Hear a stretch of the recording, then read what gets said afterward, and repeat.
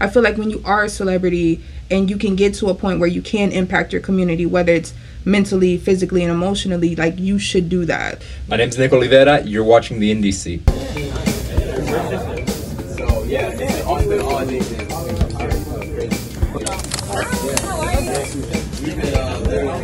My guest today is North Miami-based rapper Chyna J. Thanks for having me, man.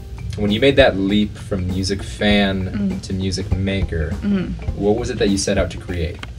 I guess just an all-around type of music that draws everyone together. Because at an early age, I realized that I had a lot of tendencies to listen to everything. Like, for the average rapper, you would think like my first album was like some type of hardcore stuff, and actually my first 3 albums I ever purchased was Aerosmith, Just Push Play, Nelly Furtado's first album, Pink, Misunderstood, and then I snuck and brought a Jay-Z album. Because growing up in my house, we weren't allowed to listen to rap music, so I thought to myself, how could I write a certain type or a particular type of music that could draw everybody in but still keep it to my roots, which is rap music. Like, once I figured out I could recite any song on the radio, it was like, oh, I gotta do this now. Like, I can't just be like all this talent and just sitting there. So that's what initially got me into music. Now, how old were you when you started, I guess, getting that artistic inclination? I would have to say maybe 6. Like, it started at an early age. Like, I used to do poetry, and my teachers would tell me like, yo, this is really good for like a 6-year-old, and I was just like, oh, you know, teachers just gassing you and stuff like that. But then, like, once I was able to actually recite poetry from the heart, like long poems and this and that, then I was like, okay, let me try to apply this to something that I love, which is music, and then that's how I started rapping. The first time that you actually rapped on a recorded track, were you happy with the final product? I mean, oh man, my first song honestly was probably trash.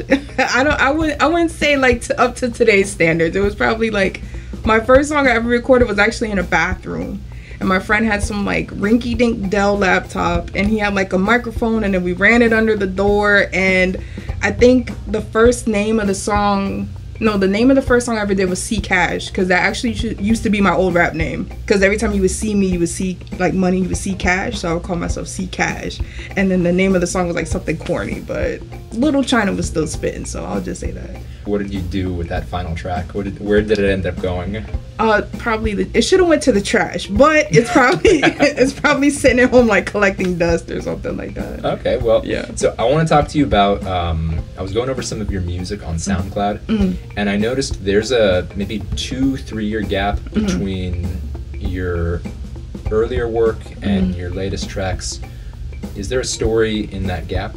At one point I was indecisive, and I was like, you know what, like, I can't figure out what I want to release or what I want to sound like, or I went through like a bunch of periods where I felt like maybe the music wasn't me, because I had people tell me like, oh, you have catchy music. Like, I've opened up for like Currency, Schoolboy Q, all these people, and like complete strangers would come up to me and be like, yo, that song was dope, this song was dope. And then I would think to myself, okay, how do I make an actual album? So in between time, I took a lot of breaks, and plus regular life. I had a period where, you know, I helped out my family a lot, so a lot of the money that I would invest into my music actually went to my family, because, you know, family first. So a lot of those gaps is just either me trying to figure out how to create a new sound, or family issues, or, you know, just regular life. But now, like, I'm back on point, so no more gaps. Coincided with Corona happening, how does it feel to start like producing music again, and then we get hit with the shutdown? Oh, bro, the Corona thing, like, I wish Corona was an actual person so I can get like a sock filled with nickels and just go at her. Because I mean, like, Corona happened literally, my birthday's April 2nd, and the whole city shut down literally the week of my birthday. I had everything planned. I had a listening party, I had everything planned, and it just nosedived and just blew the hell up. So I mean, it's rough. Now, of course, you know, with things, it's easier to get back to the studio. But when Corona first happened, like, no engineers are like opening their studios. No one was opening their doors for any type of like creative stuff. Like, so now it's like a lot easier. But when it first happened, it was just like horrible, because I have like stacks of music. I was literally getting ready to like drop more stuff, do more stuff, throw an event, and then it just.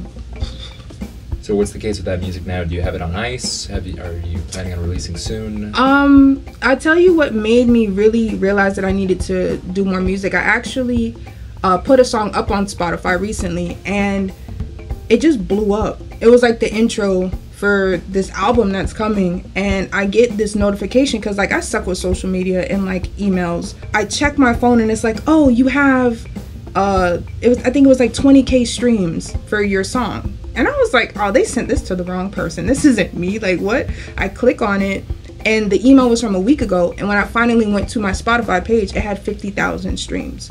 So I was like, oh, people like my music. Cool. So then that's like what I'm using now for the momentum. So, and then of course it's like, the cool thing about Spotify is obviously if people are listening to one song, they'll listen to the other one. So this song, it's actually kind of funny. I dropped this song like, I want to say maybe a year ago, and I didn't understand how Spotify works. So I put the song up and I'm like, yeah, this is going to be the hottest song ever. And I checked it like after a month and it had like 4 plays. And I was like, oh my gosh. But after this new song blew up, it kind of like did a little trickle effect, and then that song blew up too. So that song has like 56K streams now. Yeah. I was listening to your tracks on Spotify. Is the song you're referring to Family Tree? Yeah. Okay. Yeah. Following you on social media, you're a huge proponent for mental health checks. Yeah. So, I mean, what does that mean to you? It means everything. Since a little kid, growing up like in the inner city and stuff like that, like we don't have that. Like our youth, especially with like minorities, people of color, we don't really discuss it. So I feel like when you're involved in your community, I feel like I am an artist that is involved with my community, whether that's showing up to support someone, checking in on someone. I do it, and people, you know, sometimes they get a little, oh, no one does that, no one writes you back, no one. I did it, the one that I just recently did, over like 50 something people message me. Even people who I've never met before, don't interact with me. Every time I do it, I've been doing it since Corona started, because I saw that a lot of people's mental health started to, I don't want to say deteriorate, but a lot of people have been like really depressed because they're losing their jobs, sad because they can't create, which is something artists go through on a regular. When we can't create something, whether you paint, whether you dance, it gets to you after a while. So that, I just feel like I'm giving back to the community by doing that, and just regularly checking on my friends too. So I'm always the type of person, if I wake up, like I do like a checklist, even if it's just a mental checklist, because I feel like, okay, let's say you get up and you work out every day. Cool, you check that off. Then let's say you get up and you go outside for 15 minutes, or you meditate, or you do something. Eventually you're going to start checking off stuff that you already do on a regular. Then you're going to get the momentum to add something new to the list. So that's what I did. So I started like watching more videos on stuff, even like stuff that I'm not even like skilled in, like science stuff. I'm over here watching like videos on the ecosystem just to keep myself busy, you know, gaining more knowledge. Like I think that's the whole purpose while we're here, to gain as much knowledge as you can, you know. So when you were younger, you had a fascination with space. Yeah, I did. What was, like, how would you explain that, I guess, that interest? It keeps me humble, for sure. Like, it's almost like if you go to the beach and you like look out to the shore and or the horizon, it makes you think like how many other people are looking at this horizon right now, or who's on the other side of the world looking at their horizon, you know. Same thing with space. Like I feel like it can make you feel like you need to explore more, or make you feel like you need to find answers, or basically just be the best person you can be. Now, I was in love with being, I swore I was going to be an astronaut when I was a kid, until I saw the space shuttle blow up. I didn't know that was a thing. I was like, yo, those things blow up? Wow, reset, okay. There's a lot of talk about whether celebrities should weigh in on current events. Do you think it's an artist's responsibility to, I guess, raise awareness for issues? To be honest, yes. But I think a lot of celebrities honestly are scared of losing their fans, especially when discussing Black Lives Matter, issues with minorities. I've always been in tune with world events, whether it's stuff over in Asia, whether it's the stuff that's going on right now in South America with their government.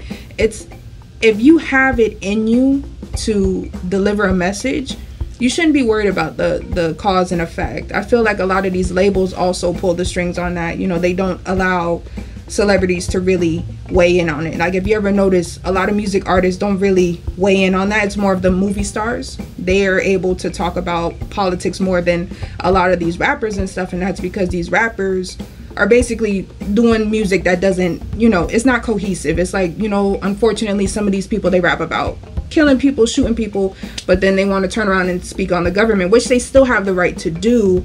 But I feel like a lot of people they'll be like, oh, well, I can't be rapping about this and then talk about, you know, world peace. So a lot of them may choose to be quiet, but a lot of the people who do speak up, they get crucified. So my opinion, fingers crossed, when I blow up, I'm gonna talk about whatever I want to talk about. As long as you have a good heart and you have a good head on your shoulder, you should be able to speak on any type of world events, politics, government, anything. I've always been like really in tune with like just me, not even just me as a person, but just like other people, their emotions, their well-being as a whole. So I feel like when you are a celebrity and you can get to a point where you can impact your community, whether it's mentally, physically, and emotionally, like you should do that. Like it's not your sole duty, but if you're a good, genuine person, you're gonna want to give back. You're gonna want to share the positive moments, to this, to that. So I'm definitely planning on doing something like that when I do blow up, helping the community, impacting them on a good way. Instagram is @Chyna J. SoundCloud is the same, @Chyna J. I suck at making TikToks, but @Chyna J. And what am I missing? Oh, Twitter, Chyna J 305, because, you know, home team. My name is Nick Olivera. You've been watching The Indie Seat, brought to you by Context of a Generation. Tune in next time to The Indie Seat.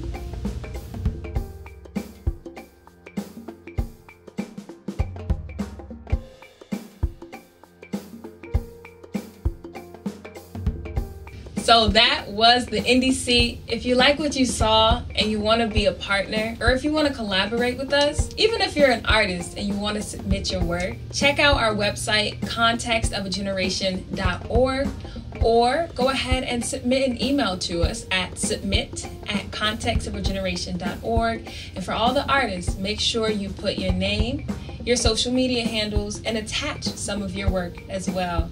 And for those who are interested in being a partner or collaborating, please email us and we would love to reach back out. Peace. That was The Indie Seat. Thank you.